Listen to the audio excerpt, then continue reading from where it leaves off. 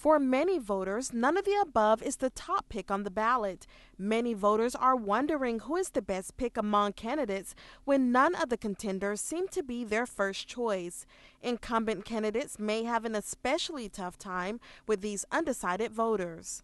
Those people who tell you they're undecided, if they actually go and vote, will probably break against that incumbent, maybe by a margin of 2-1. Now, so that also, since Democrats are the majority party, at least nationwide, works to their disadvantage. Dr. Charles Bullock, a political science professor at the University of Georgia, says in Georgia, which is a red state, that dynamic may work to the disadvantage of Republicans. The race for the state's next governor seems to be the big matchup that everyone is following.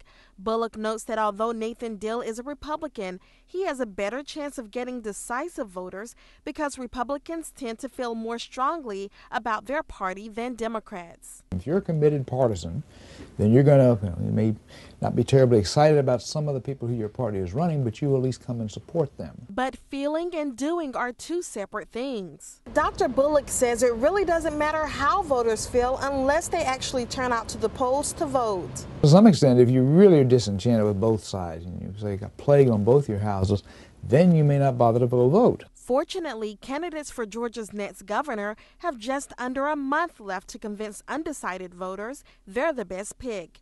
In Athens, Amelia Hines, WNEG News, Northeast Georgia.